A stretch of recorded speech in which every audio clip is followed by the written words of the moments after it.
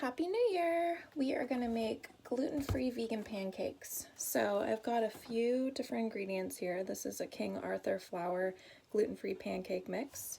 And I also use Bob's Red Mill Paleo pancake and waffle mix.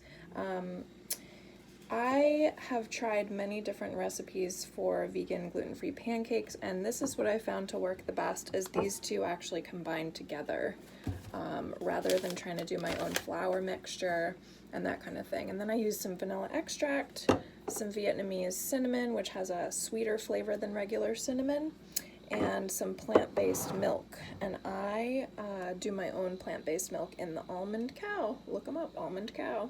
You can also go to the resources page on my Veganuary events tab.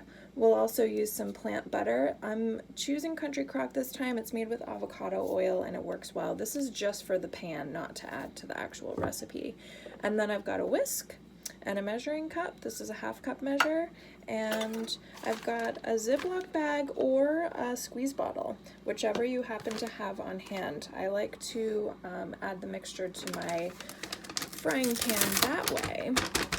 So the first thing I'm going to do is turn my burner on, just so I can start to get my pan warmed up. And then I'm going to go ahead and add equal parts of these two mixtures. So we'll do a little more than 1/2 cup of the Bob's Red Mill, maybe like 3/4 of a cup, and then about the same of the King Arthur's mix. And this one is more of a rice flour base. You can see it's finer. And so for me, it's about consistency and texture. And I don't do a whole lot of exact measuring, except when I'm doing videos.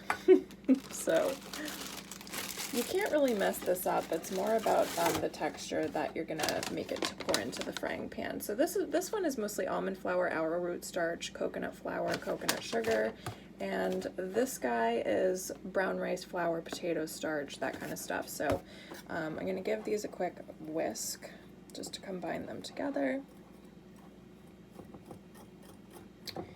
And then I'm gonna add my vanilla and my milk and my cinnamon. These can get a little bit lumpy, so a whisk is the best way to measure that out or mix it up. I do about a teaspoon of vanilla extract, and then I just shake a bunch of cinnamon in there. We're big cinnamon freaks in our family, so, and this cinnamon has a really sweet flavor to it. I'll go ahead and give that another quick mix just to get the cinnamon combined. And then I'll pour in some of my plant milk. I'll start off with a 1/2 cup.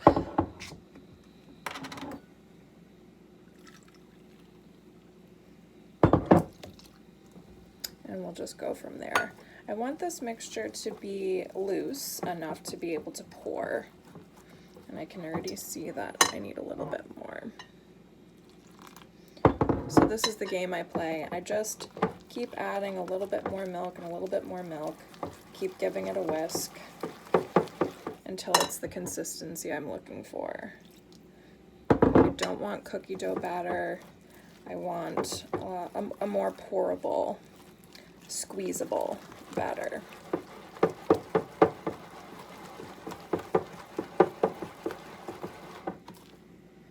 That's not too bad. I'm gonna go a little bit looser. That'll probably do it.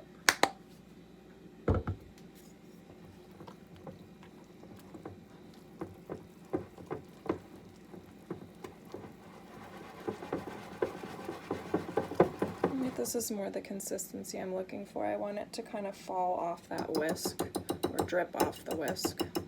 I'm gonna grab a spatula. And before I put that mixture into my squeeze bottle or bag, I'm gonna go ahead and just open up the end of this butter. And I'm just gonna rub it in the frying pan.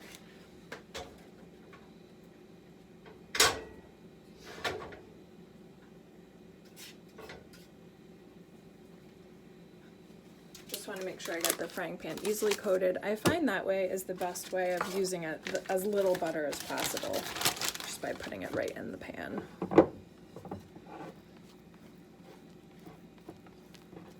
And I'm going to go ahead. Most people are going to have Ziploc, so I'm going to do this demo with a Ziploc and just go ahead and put this mixture in here.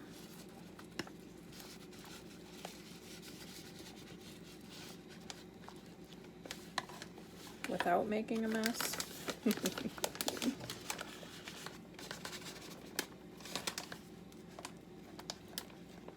And the reason I have come up with this method of cooking or squeezing out of the bag or out of a bottle is it makes a lighter textured pancake rather than just dumping a quarter or a third of a cup into the pan.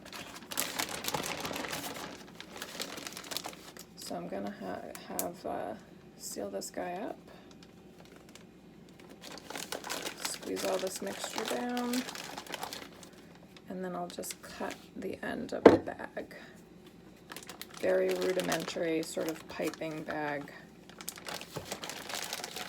method here.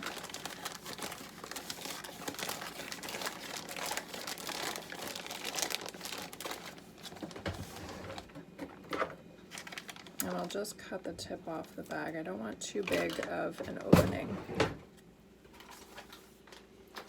And then now this pan is on medium heat. And we're going to go ahead and squeeze some of this mixture. I like to make not huge pancakes.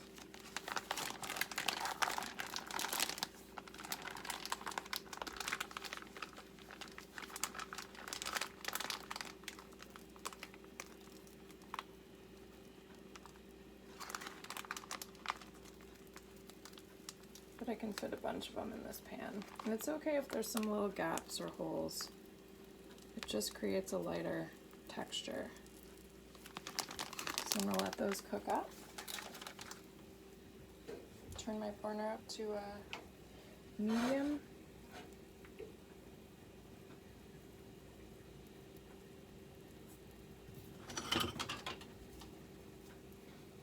Got my trusty Chewbacca spatula.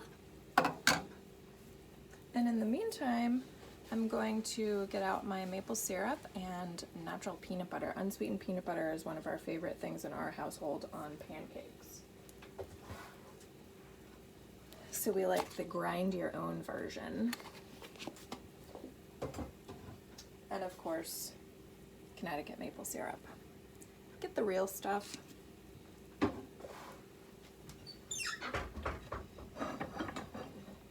Get out some plates.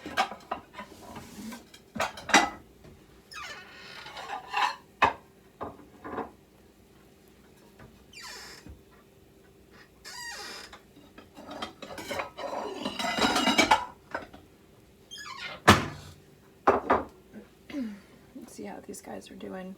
I'll always try with the one I did first to flip them, but I think these need a couple more minutes.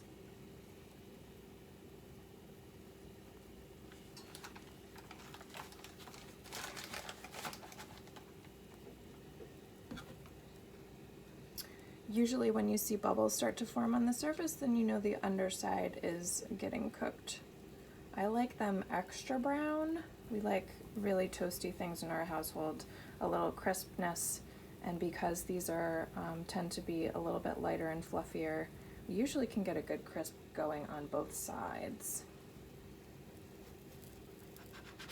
And this guy's probably almost ready. Yep. So I'll give the others a couple more minutes.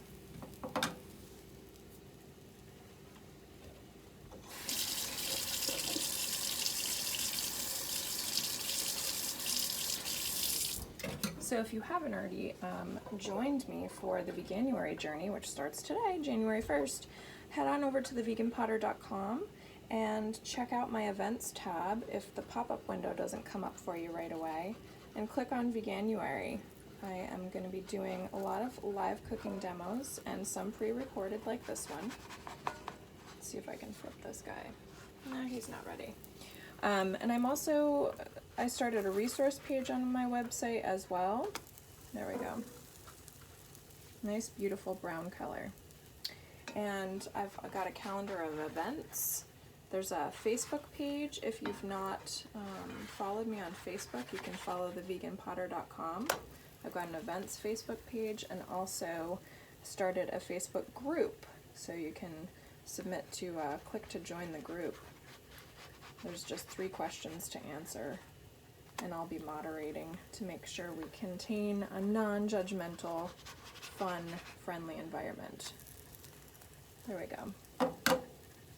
So get these guys flipped over, let them cook for a couple of minutes on the other side, and then we'll serve them up.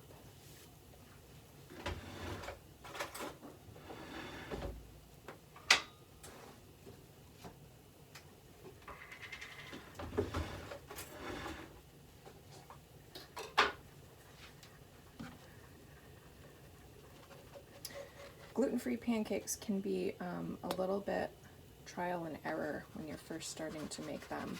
This is a really good sort of recipe that I've come up with, combining those 2 gluten-free flour blends and making it really simple. Most of the mixes you'll find call for an egg.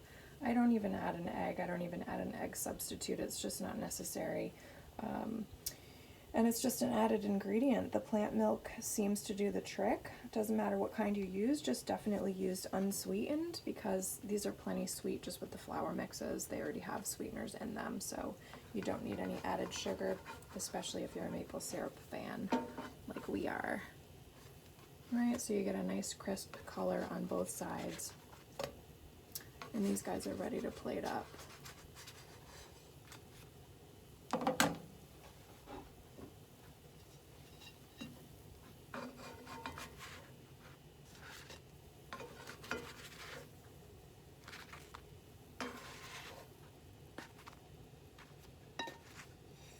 All right, turn my burner off.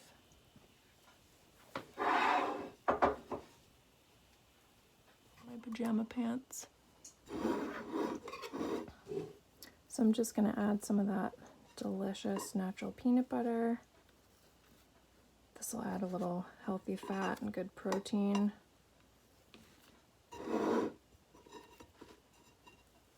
And if you've not had peanut butter and syrup together, you are seriously missing out.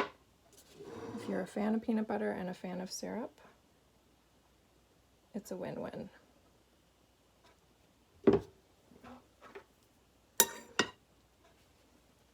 Happy New Year! So I'm just going to add some of that delicious natural peanut butter. This will add a little healthy fat and good protein.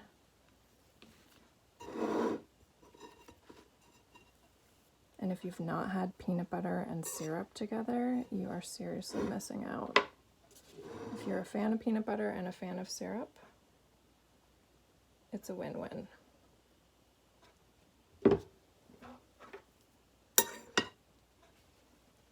Happy New Year!